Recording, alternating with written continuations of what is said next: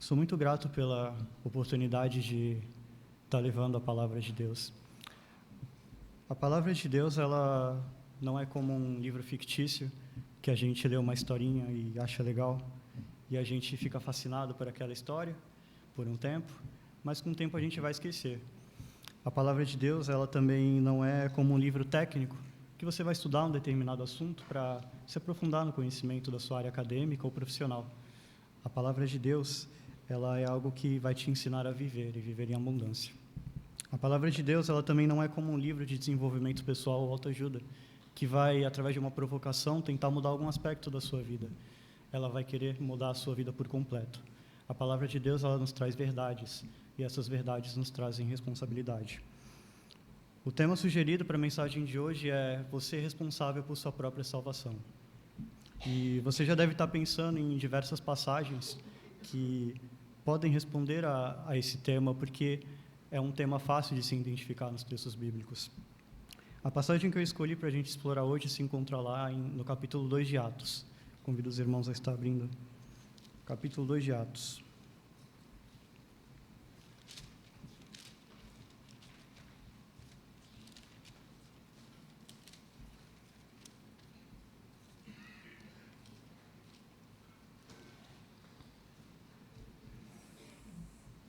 A narrativa de Atos 2, ela se passa no período de Pentecostes, né, uma das celebrações judaicas. E por conta dessa festa, Jerusalém estava cheia nesse momento. Pessoas de várias e várias nações. Vai descrever lá no versículo 9. Partos, medos, elamitas, naturais da Mesopotâmia, Judéia, Capadócia e por aí vai. Então, por esse contexto, por essa quantidade enorme de pessoas que estava presente em Jerusalém, aqui a gente vê o cenário perfeito para começar um dos eventos mais importantes da história da humanidade, a pregação do Evangelho. E a Bíblia vai relatar que, nesse contexto, coisas estranhas começam a acontecer ali. Som de vento impetuoso, línguas de fogo, pessoas falando de outras línguas. E, diante dessa situação, aquela multidão ali presente, ela fica perplexa, espantada. O que está acontecendo? E eles começam a questionar o que de fato está acontecendo, eles tentam entender. E os versículos 11 ao 13 vai mostrar essa dúvida, vai mostrar a pergunta que eles fazem diante do que estava acontecendo. E essa dúvida, ela abre a janela, ela dá o pontapé inicial para que aquelas pessoas estivessem recebendo o Evangelho. No versículo 13, nós vemos também não só uma dúvida, mas uma acusação de que aquelas pessoas estavam embriagadas. E a partir de todo esse questionamento, dessa acusação, Pedro ele vai começar a fazer o seu discurso, que vai ser o objeto de estudo que a gente vai estar vendo nessa mensagem. Então, ele vai iniciar o seu discurso no versículo 14, e eu vou estar lendo dos versículos 14 a 21. Então se levantou Pedro com os 11, e erguendo a voz, advertiu-os nestes termos: Varões judeus e todos os habitantes de Jerusalém, tomai conhecimento disto e atentai nas minhas palavras. Estes homens não estão embriagados, como vindes pensando, sendo esta a 3ª hora do dia. Mas o que ocorre é o que foi dito por intermédio do profeta Joel. E acontecerá, nos últimos dias, diz o Senhor, que derramarei do meu espírito sobre toda a carne. Vossos filhos e vossas filhas profetizarão, vossos jovens terão visões e sonharão os vossos velhos. Até sobre os meus servos e sobre as minhas servas derramarei do meu espírito naqueles dias, e profetizarão. Mostrarei prodígios em cima no céu e sinais embaixo na terra, sangue, fogo e vapor de fumaça. O sol se converterá em trevas e a lua em sangue, antes que venha o grande e glorioso dia do Senhor. E acontecerá que todo aquele que invocar o nome do Senhor será salvo. Então, Pedro começa trazendo esse esclarecimento e fundamentando toda a situação que estava acontecendo ali, que já estavam previstas nas Escrituras. Mas não é objetivo, nesse sermão, a gente se aprofundar nos argumentos de Pedro ou então comprovar ou explicar o derramamento do Espírito. Então, só passando rapidamente por esse trecho, Pedro ele refuta essa acusação de que aquelas pessoas estavam embriagadas por conta do horário e ele cita a profecia dita por Joel, né, a respeito do grande e glorioso dia do Senhor. E a citação que Pedro faz, ela acaba em um ponto interessante. ela vai dizer o seguinte: e acontecerá que todo aquele que invocar o nome do Senhor será salvo. Então, o discurso de Pedro agora ele chama a nossa atenção, a atenção não só daquele público, mas a minha, a sua, de todos nós, para um ponto muito interessante, algo muito relevante para nós: a salvação. É um objetivo muito instigante que Pedro vai tratar agora. E, afinal, esse não é o conceito de evangelho, uma boa notícia? Então, Pedro agora, se ele está pregando o evangelho, agora ele vai começar a te falar de uma boa notícia, né? É algo que nos interessa, a salvação. Vamos ler o versículo 22. Varões israelitas, atendei a estas palavras. Jesus, o Nazareno, varão aprovado por Deus, diante de vós com milagres, prodígios e sinais, os quais o próprio Deus realizou por intermédio dele entre vós, como vós mesmos sabeis. Então, a primeira coisa que Pedro faz, após citar a profecia de Joel, é citar Jesus. A gente acabou de ler uma promessa sobre a salvação. E, naturalmente, esperamos que Pedro agora ele vai começar a explicar, a dissertar sobre isso. O que é essa salvação? Como que a gente alcança? E, de fato, ele vai. Mas o interessante é que ele começa considerando o primeiro elemento relevante para essa ideia, Jesus. Por algum motivo, Jesus ele é o primeiro ponto importante para a gente tratar da salvação. E é interessante a forma como ele apresenta Jesus. Ele vai falar que Jesus é um varão aprovado por Deus, que fez sinais e milagres, mas o interessante mesmo é que ele diz no final, como vós mesmos sabeis. Então, ele está falando, é esse Jesus mesmo que eu estou falando, é esse que você pensou, vocês sabem de que eu estou falando. É isso que Pedro está falando para eles. Veja, a novidade aqui não é quem é Jesus ou o que ele fez. As pessoas já estavam cientes disso. Não é uma surpresa pensar que todos ali, pelo menos, já tinham ouvido falar de Jesus. E eu consigo enxergar nisso um paralelo com a nossa realidade atual, porque eu não consigo imaginar uma pessoa hoje que não ouviu falar de Jesus.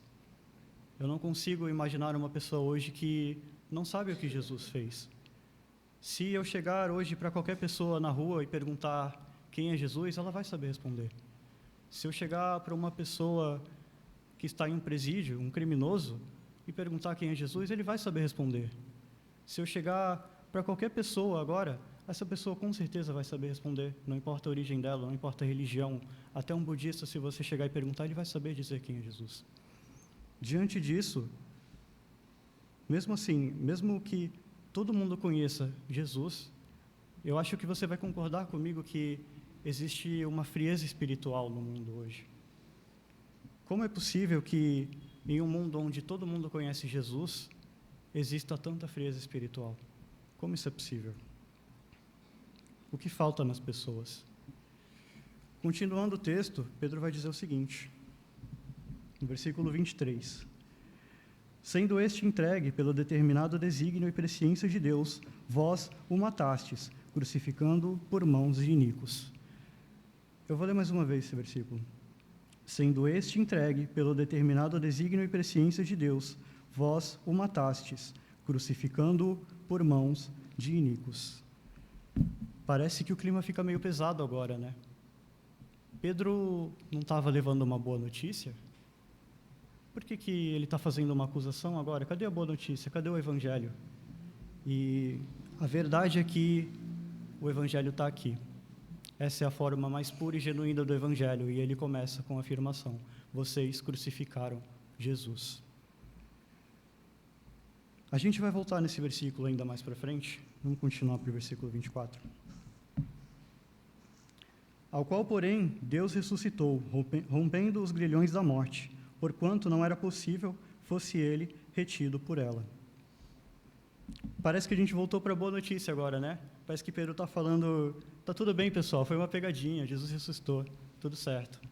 Mas não é o caso, ele não está desabando aquela acusação que ele fez, a acusação ainda está de pé. Na construção desses 3 versículos, Pedro está estabelecendo alguns fatos relativos a Jesus. E tanto é que ele baseia a primeira afirmação no conhecimento popular daquelas pessoas. Vocês já conhecem Jesus, vocês sabem de quem eu estou falando. Houve um Jesus, varão aprovado por Deus, que vocês mataram e ele ressuscitou. Vamos recapitular um pouco. As pessoas estavam celebrando Pentecostes e coisas estranhas começam a acontecer e as pessoas querem explicação do que está acontecendo. E Pedro começa o seu discurso explicando o que está acontecendo. Só que ele vai além, ele não para nessa explicação, porque agora está começando verdadeiramente a pregação do Evangelho. E Pedro considera relevante começar por estabelecer os fatos relacionados a Jesus para fazer isso. Porque, de alguma forma, para que aquelas pessoas fossem salvas, Pedro considerou que era necessário acusá-las de terem crucificado Jesus e mostrar para elas que ele ressuscitou. Talvez você que está me ouvindo aqui hoje passe por esses versículos de uma forma um pouco rasa, porque você já sabe a relação que existe entre Jesus e a salvação para nós. Mas se coloque no lugar daquelas pessoas, qual é o impacto que essas palavras de Pedro teve para elas? O que ele quis dizer com aquela acusação? Onde ele quer chegar? E o texto vai descrever um pouco mais para frente o impacto do discurso de Pedro para aquelas pessoas. Mas eu pergunto para você, qual é o impacto que a pregação do Evangelho teve para você? Você se lembra do sentimento que você teve quando você recebeu o Evangelho?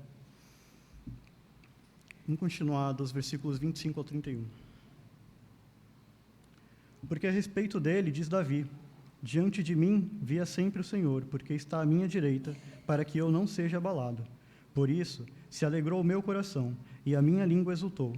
Além disto, também a minha própria carne repousará em esperança, porque não deixarás a minha alma na morte, nem permitirás que o teu santo veja corrupção. Fizeste-me conhecer os caminhos da vida, encher-me-ás de alegria na tua presença. Irmãos, seja-me permitido dizer-vos claramente a respeito do patriarca Davi, que ele morreu e foi sepultado, e o seu túmulo permanece entre nós até hoje. Sendo, pois, profeta, e sabendo que Deus lhe havia jurado que um dos seus descendentes se assentaria no seu trono, prevendo isto, referiu-se à ressurreição de Cristo, que nem foi deixado na morte, nem o seu corpo experimentou corrupção. Pedro agora ele se refere a um salmo, especificamente o Salmo 16, para confirmar a ressurreição de Cristo, que já era um evento previsto nas Escrituras. Ele descreve Davi como sendo não só um rei, mas um profeta por ter previsto esse acontecimento. Porque, apesar de Davi, nesse salmo, usar a primeira pessoa, ele não poderia estar se referindo a si mesmo, porque ele conheceu corrupção e o seu túmulo permanece. O Cristo necessariamente ressuscitou. Então, olha a afirmação que Pedro está fazendo agora. Jesus Cristo é o Messias. E aquelas pessoas mataram o Messias. Elas mataram o Salvador que elas estavam esperando. Novamente, a ideia não é se aprofundar nesses argumentos. Vamos só fazer uma passagem rápida, então, por esse texto. Mas é importante entendermos o que Pedro está afirmando aqui, que Jesus Cristo é o Messias. Os próximos versículos, agora, representam o clímax do discurso de Pedro, o ponto alto, o que realmente vai causar impacto naquelas pessoas que estão ouvindo. Vamos ler nos versículos 32 ao 36. Exaltado, pois, à destra de Deus, tendo recebido do Pai a promessa do Espírito Santo, derramou isto que vedes e ouvis. Porque Davi não subiu aos céus, mas ele mesmo declara: disse o Senhor ao meu Senhor, assenta-te à minha direita, até que eu ponha os teus inimigos por estrado dos teus pés. Esteja absolutamente certa, pois, toda a casa de Israel, que este Jesus, que vós crucificastes, Deus o fez Senhor e Cristo. Pedro, mais uma vez, faz a acusação: vocês crucificaram Jesus. Milhares de pessoas estavam ouvindo aquela pregação de Pedro. E é fácil imaginar que, dentre essas milhares de pessoas, não necessariamente aquela totalidade de pessoas tivesse tido alguma parte com a crucificação de Jesus. Veja, nem todos, talvez uma parte, mas não todos, estariam presentes no momento em que Jesus foi levado ao julgamento. Nem todos tomaram a decisão de fato, crucificar Jesus. Nem todos estavam talvez presentes no momento da crucificação. Mas ainda assim, de alguma forma, a acusação de Pedro permanece válida. Vocês crucificaram Jesus. Afinal, por que Jesus morreu? Qual é o motivo por trás da morte de Jesus? Eu vou ler alguns versículos, a Bíblia traz muitos versículos que respondem essa pergunta. Eu vou ler algum deles rapidamente. Lá em 1 Coríntios 15, 3 vai falar: Antes de tudo, vos entreguei o que também recebi, que Cristo morreu pelos nossos pecados, segundo as Escrituras. Em 1 Pedro 2,24, carregando Ele mesmo em seu corpo sobre o madeiro os nossos pecados. No versículo 1 Pedro 3, versículo 18, vai dizer: Pois também Cristo morreu uma única vez pelos pecados. Em Isaías 53, 5, mas Ele foi trespassado pelas nossas transgressões e moído pelas nossas iniquidades. Em 1 João 2, 2, Ele é a propiciação pelos nossos pecados, e não somente pelos nossos próprios, mas ainda pelos do mundo inteiro. Jesus morreu pelos nossos pecados.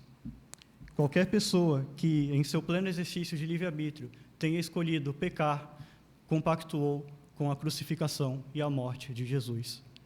Então, a afirmação de Pedro é válida não só para aquele público, mas para todos nós hoje. Vocês crucificaram Jesus. Todas as vezes que desobedecemos a Deus, todas as vezes que mentimos, todas as vezes que fomos desonestos, todas as vezes que desejamos mal a alguém, todas as vezes que fomos egoístas, avarentos, nós estávamos acumulando para si a ira de Deus.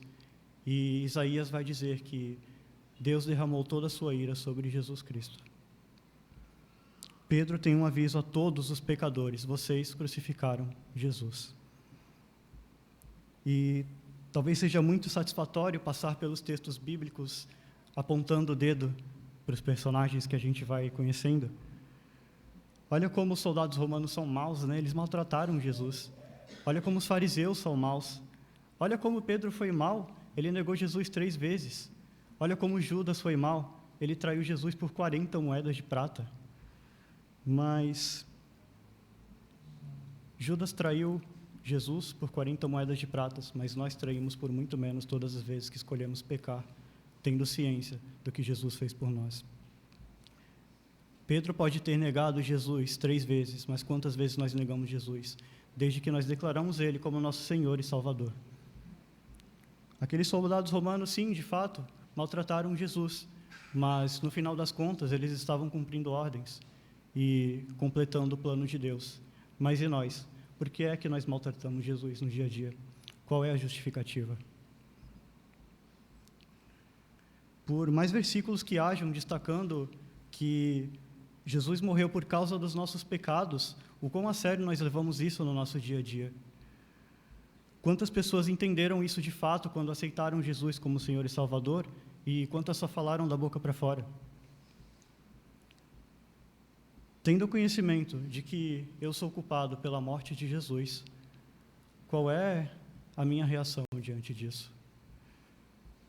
O que eu faço quanto a isso? Qual é a minha atitude? Qual é a minha resposta pelo que Jesus fez por mim? E tenha certeza de que a resposta não é sentir pena de Jesus. Leia comigo novamente o versículo 23. Sendo este entregue pelo determinado desígnio e presciência de Deus, vós o matastes, crucificando-o por mãos de iníquos. Veja, embora Jesus tenha sido crucificado por mãos de iníquos, Pedro vai descrever que ele foi entregue pelo determinado desígnio e presciência de Deus. Ou seja, em um momento absolutamente nenhum do que estava acontecendo, Deus perdeu o controle da situação. Em momento nenhum, Deus perdeu o controle. Tudo aquilo era plano de Deus. E muito antes que eu ou você tivesse sequer concebido a consciência de pecar, tivesse concebido a ideia de pecar, Deus já tinha para nós um plano de salvação. Jesus soube o que ele teria que passar, e mesmo assim ele não olhou para trás. E Pedro vai dizer que Deus o fez Senhor e Cristo. Mas então, qual é a resposta certa? Qual é a nossa atitude em relação a isso? E a gente vai ver como aquele povo reagiu ao discurso de Pedro, nos versículos 37 ao 41. Ouvindo eles essas coisas, compungiu-se-lhes o coração, e perguntaram a Pedro e aos demais apóstolos: Que faremos, irmãos? Respondeu-lhes Pedro: Arrependei-vos e cada um de vós seja batizado em nome do Espírito Santo, em nome de Jesus Cristo, para a remissão dos vossos pecados, e recebereis o dom do Espírito Santo. Pois para vós outros é promessa, para vossos filhos e para todos os que ainda estão longe, isto é, para quantos o Senhor nosso Deus chamar. Com muitas outras palavras deu testemunho e exortava-os, dizendo: Salvai-vos dessa geração perversa. Então os que lhe aceitaram a palavra foram batizados, havendo um acréscimo naquele dia de 3.000 pessoas. Com o discurso de Pedro finalizado, a gente vê a resposta daquele público a isso. E o texto começa dizendo que eles ficaram compungidos de coração. Compungido significa perfurado, significa ser apunhalado. É uma dor aguda, é uma dor angustiante. Aquele povo, diante da acusação que Pedro faz, eles se sentiram angustiados, perdidos, eles queriam uma resposta. Será que foi esse o impacto que nós recebemos também quando nós recebemos o Evangelho? A resposta imediata daquelas pessoas foi uma profunda angústia moral e espiritual. Foi uma dor intensa e aguda, sentida por causa da culpa que elas sentiam. E essa culpa foi o que levou elas a querer mudar, a querer buscar uma saída, uma solução para aquilo. E isso é arrependimento. Isso que significa arrependimento. Então eles perguntam: o que a gente vai fazer agora? E Pedro vai dar a resposta. Mas veja, a relevância da construção do que é feita. Eles não teriam chegado a essa disposição para querer buscar uma saída se eles não entendessem a gravidade dos atos deles.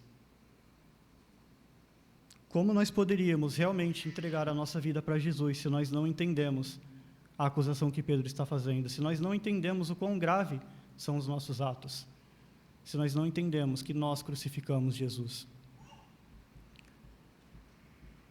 Então, a acusação de Pedro foi necessária para revelar a culpa que a humanidade tem. E, uma vez tendo conhecimento disso, chegamos ao arrependimento. Porque sem o arrependimento não existe perdão de pecados, e sem perdão de pecados não existe salvação. Pedro vai dizer isso lá no versículo 38. Agora, nós não poderíamos, de forma alguma, conquistar a salvação por conta própria. Nós não somos capazes disso. A salvação é, portanto, um presente de Deus para nós. Mas, por ser um presente, isso não nos ausenta de ter uma responsabilidade sobre isso.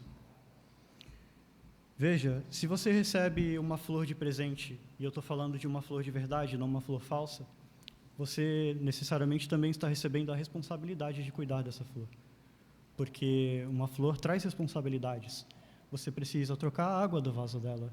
Você precisa controlar a iluminação que ela está recebendo. Você precisa dar uma condição boa de ar fresco para ela. Senão ela vai murchar, ela vai morrer. A mesma coisa um animal de estimação. Quando você recebe um animal de estimação, você precisa alimentar, você precisa cuidar das responsabilidades que isso envolve. Mas nós gostamos de ganhar presentes, mas não de lidar com a responsabilidade que eles nos trazem. Nós queremos a parte boa.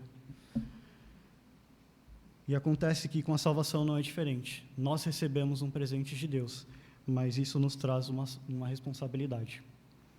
E nós precisamos cuidar diariamente desse presente que Deus nos dá.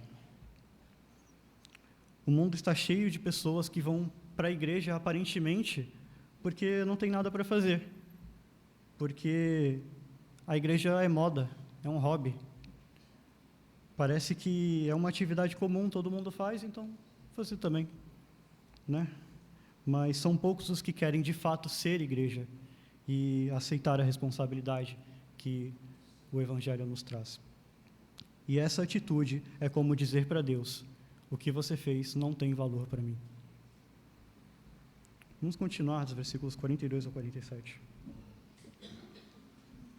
E perseveraram na doutrina dos apóstolos e na comunhão, no partir do pão e nas orações. Em cada alma havia temor, e muitos prodígios e sinais eram feitos por intermédio dos apóstolos. Todos os que creram estavam juntos e tinham tudo em comum. Vendiam as suas propriedades e bens, distribuindo o produto entre todos, à medida que alguém tinha necessidade.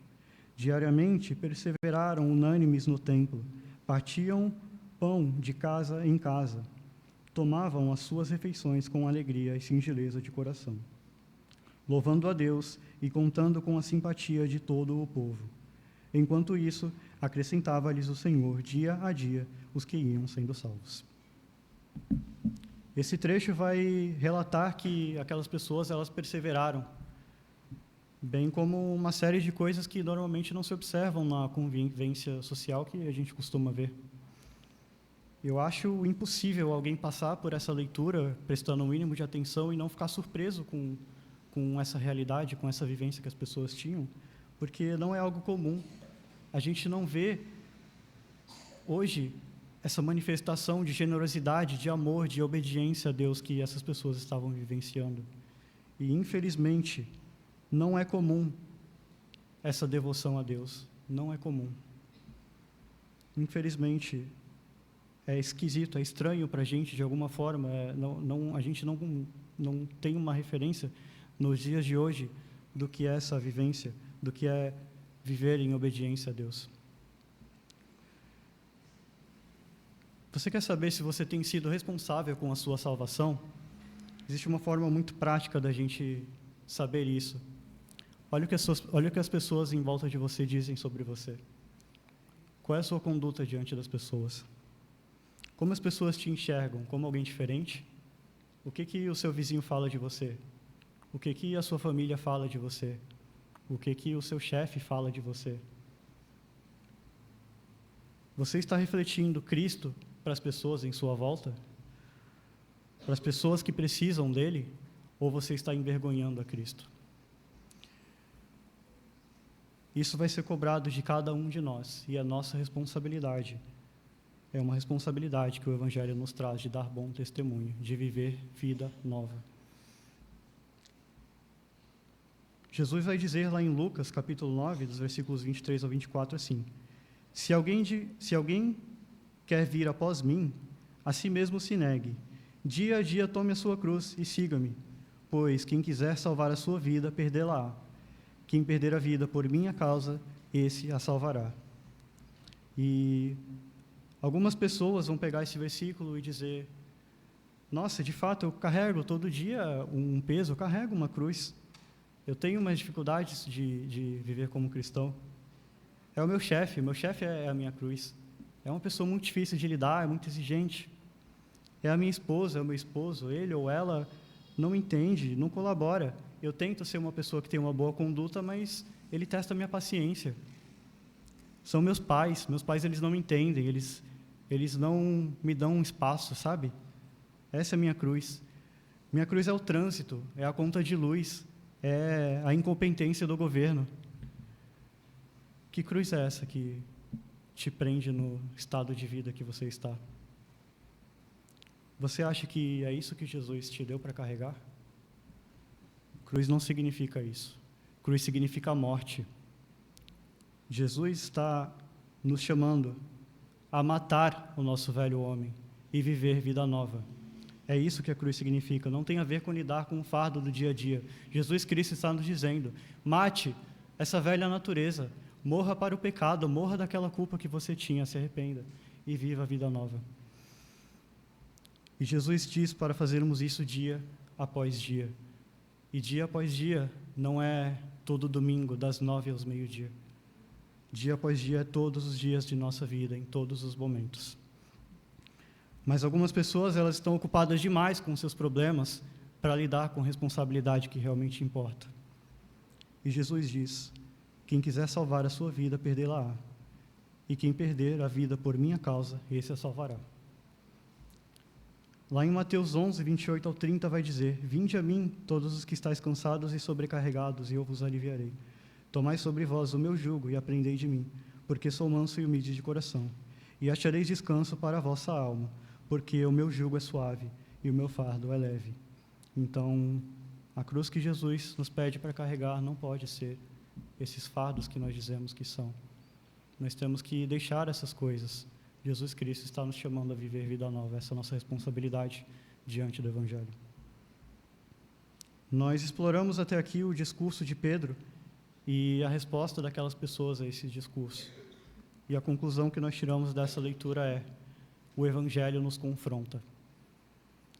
Ele nos mostra a culpa que temos e isso nos leva ao arrependimento. Ele nos convida a tomar um posicionamento quanto a isso. Qual é a nossa resposta? Qual é a nossa atitude diante dessa acusação? O que a gente vai fazer agora, que sabe que nós crucificamos Jesus? E a salvação é um dom gratuito de Deus, mas isso não nos ausenta de ter uma responsabilidade. Nos compete cumprir essa responsabilidade diariamente e individualmente, cada um responsável pelo que está fazendo diante de Deus.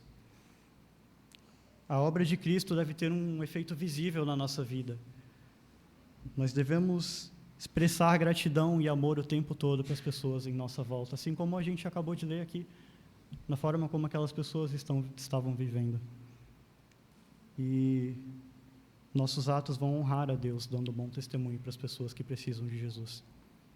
Então, essa é a responsabilidade que nós temos diante do Evangelho. E que toda vez que nós esquecermos do significado do Evangelho na nossa vida, que nós venhamos a lembrar desse discurso de Pedro, da acusação que ele faz: vocês crucificaram Jesus. E que nós possamos entender isso e chegar de fato ao arrependimento, sempre que necessário, porque perseverar também faz parte dessa jornada. E por mais que uma vez nós tenhamos aceito Jesus Cristo como nosso Senhor e Salvador, nós precisamos demonstrar através das nossas atitudes isso todos os dias. Essa é a responsabilidade que nós temos. Amém? Que Deus abençoe a igreja.